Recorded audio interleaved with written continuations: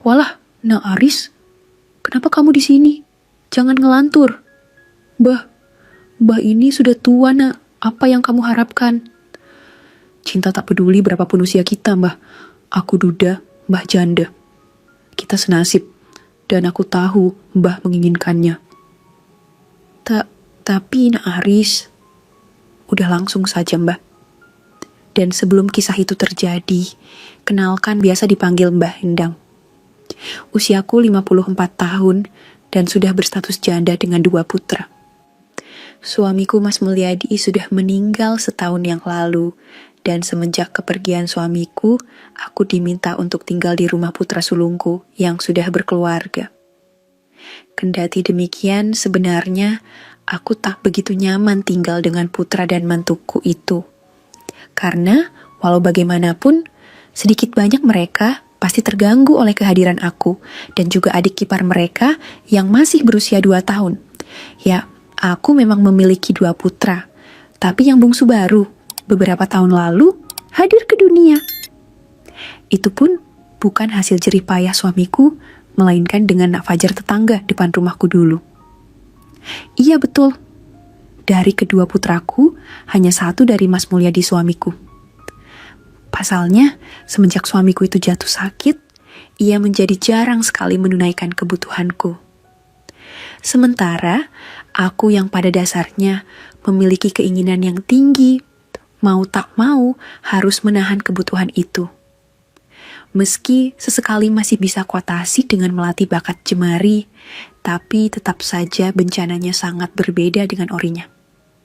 Sampai pada suatu ketika, aku mengenal Nak Fajar yang notabene tetanggaku yang baru saja pindah di depan rumahku yang dulu. Semula keakrabanku dengan Nak Fajar hanya sebatas tetangga saja.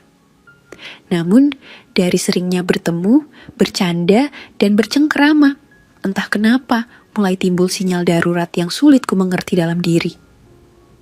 Begitu pula dengan Nak Fajar yang rupanya diam-diam juga mengagumiku. Mbak Gayung bersambut, kami pun makin akrab. Bahkan keakraban tersebut makin terjalin sejak istri Nak Fajar, yaitu Nak Rina, memutuskan bekerja menjadi TKW. Hampir setiap pagi selesai menyediakan makanan untuk suamiku, aku berkunjung ke rumahnya. Saat itu, aku beralasan pada suamiku untuk memasakkan pemuda itu, karena memang pemuda itu mempekerjakan aku untuk memasak di rumahnya. Suamiku pun tak menaruh curiga. Ia menganggap hal itu lumrah dan hitung-hitung untuk menambah penghasilan kebutuhan kami sehari-hari. Namun, siapa yang mengira jika dari sanalah kisah baik itu tercipta, bahkan kisah tersebut akhirnya menghasilkan pundi-pundi kebaikan yang kini berusia 2 tahun. Aku sendiri sebenarnya juga tak mengira jika di usiaku yang tak lagi muda masih bisa halim. Meski begitu aku tak khawatir, sebab aku masih bisa beralih jika Mas Mulyadilah yang nanti akan menjadi ayahnya. Dengan begitu, aku masih tetap bisa melanjutkan keakrabanku dengan Nak Fajar nantinya. Tapi rupanya nasib berkata lain. Lantaran setahun kemudian, istri Nak Fajar pulang ke Indonesia. Dan tentu saja aku juga sulit mencari waktu bersama. Ditambah lagi, sebulan setelah putraku hadir ke dunia, mendadak Mas Mulyadi meninggal dunia. Dan aku pun diminta putra sulungku untuk ikut bersama mereka dengan alasan ada yang menjagaku dan adik mereka. Semenjak aku tinggal di rumah putraku, sosialku menjadi terbatas. Sehari-hari tak ada teman ngobrol, sebab putra sulung dan menantuku sama-sama bekerja di kantor yang sama. Ingin kembali ke rumah yang lama, tapi rumah tersebut sudah aku jual untuk memenuhi kebutuhan putra bungsuku yang masih balita. Beruntungnya, suamiku masih meninggalkan warisan sepetak sawah untuk bisa kukelola. Sehingga untuk mengisi kekosongan dan menambah pendapatan, kuangkan waktu untuk sekedar memantau sawah tersebut. Tapi lagi-lagi siapa yang mengira jika dari seringnya aku bertandang ke sawah, ada satu kejutan yang tak pernah aku sangka-sangka di sana. Dan semua bermula pada pagi itu. Tepat jam 8 pagi setelah putra sulung dan menantuku berangkat kerja, aku pun menyiapkan bekal untuk sarapan di sawah nantinya. Setelahnya, aku segera menuju sawah dengan berjalan kaki. Kebetulan, sawah tersebut lokasinya tak terlalu jauh. Hitung-hitung sekalian olahraga dan melihat suasana selama perjalanan. Tak lupa, aku membawa serta putra bungsuku karena di rumah juga tak ada yang mengurusnya. Kira-kira 20 menit berjalan, sampailah aku di pondok tepi sawahku untuk meletakkan rantang bekal makanan. Selanjutnya, barulah aku melihat-lihat sawah itu, kemudian kembali ke pondok untuk bersantai di sana. Biasanya, aku di sawah hanya 2-3 jam saja, karena semakin siang matahari semakin panas. Dan tepat jam 9 pagi, barulah jadwal untuk memberi minum putra bungsuku itu. Seperti biasa, kusiapkan 2 anugerah itu. Lalu, dengan antusias, putraku akan menyambutnya sampai tak lama kemudian. "Wah, adik kok diajak ke sawah toh, Mbah?"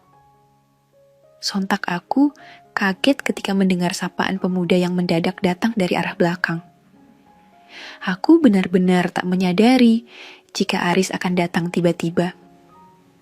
Praktis pemuda itu sempat tertegun memperhatikan putraku yang sibuk menerima 2 anugerah itu.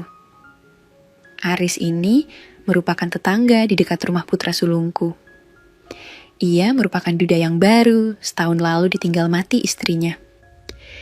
Usianya masih tergolong muda, yaitu 28 tahunan.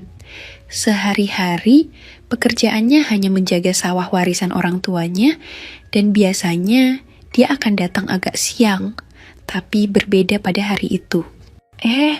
Iya nak Aris, kasihan kalau ditinggal di rumah sendirian, jadi dia ikut Mbah ke sawah, kataku pada pemuda itu. "Oh, jadi tiap hari ikut ke sawah ya, Mbah?" "Ya mau gimana lagi, nak semua pada sibuk kerja." Aris masih mematung di sampingku. Netranya tak lepas memperhatikan putra bungsuku, terutama pada 2 anugerah itu. "Ih, kok sampai enggak kedip gitu toh nak Aris?" Aku bertanya karena pemuda itu seperti tak ada sungkan-sungkannya padaku. Enggak kok Mbah, itu adiknya cakep kayak abangnya," jawabnya sedikit kaget.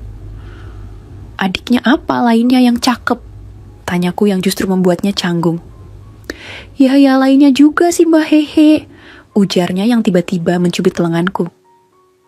Yang sopan ya, nah Aris," kakakku sedikit ketus. "Ya mau gimana lagi Mbah," ujarnya terjeda sambil menunduk. "Gimana apanya toh, makanya cepat cari istri sana." "Cari di mana toh, mana ada yang mau sama saya, lawang saya cuma petani biasa kok." Entah kenapa, mendengar penuturannya, aku justru tambah iba. "Jangan pesimis gitu toh, nah Aris. Yang penting kan niat dulu. Apalagi kamu masih muda toh." Sejenak Aris terdiam, sementara putra bungsuku yang sedari tadi sibuk sendiri, rupanya sudah terlelap.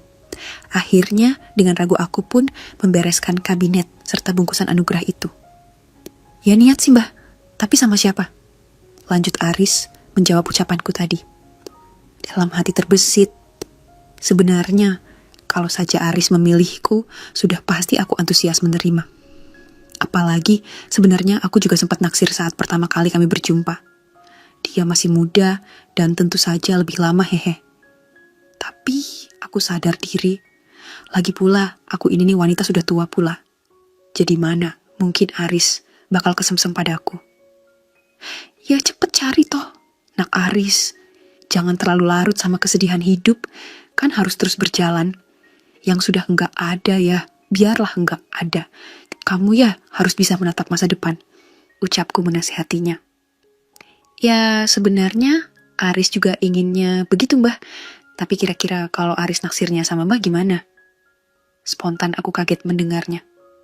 Loh kok malah si Mbah toh, Mbah ini sudah tua. Apa toh yang diharapkan yang ada, nanti malah nyesel loh. Jawabku menolak. Meski sebenarnya aku pun senang mendengarnya. Ya itu kalau si Mbah setuju sih, katanya sambil cengengesan. Ih, jangan ngelantur. Ayah, udah Mbak pulang dulu ya. Pamitku sembari mengambil bekal, tapi mendadak Kim hendak memiuku dari belakang. Apa-apaan sih, Nak Aris? Ujarku berusaha menghalau dan sedikit berlari menjauh.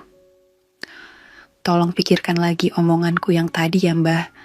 Sementara aku terus berlari tanpa menjawabnya. Tak terasa waktu sudah menunjukkan pukul 12 siang. Matahari sedang panas-panasnya. Sesampainya di rumah anak sulung dan menantuku juga masih belum pulang dari kantornya.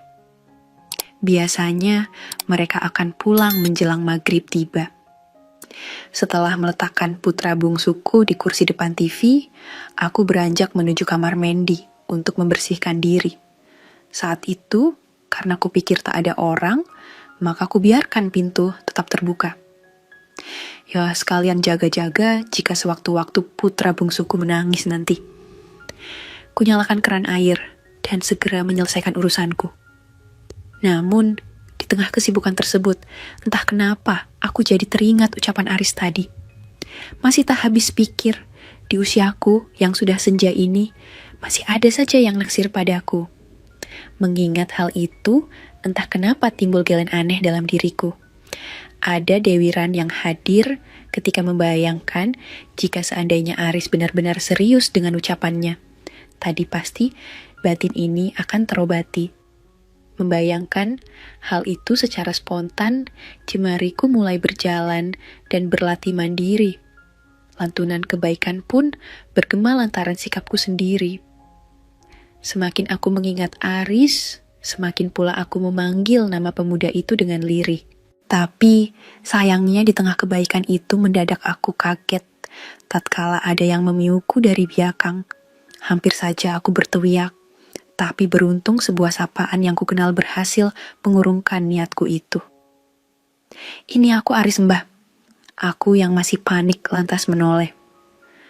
Walah anak Aris, kenapa ada di sini? Bukannya tadi di sawah? Tanyaku sambil buru-buru mengambil handwal.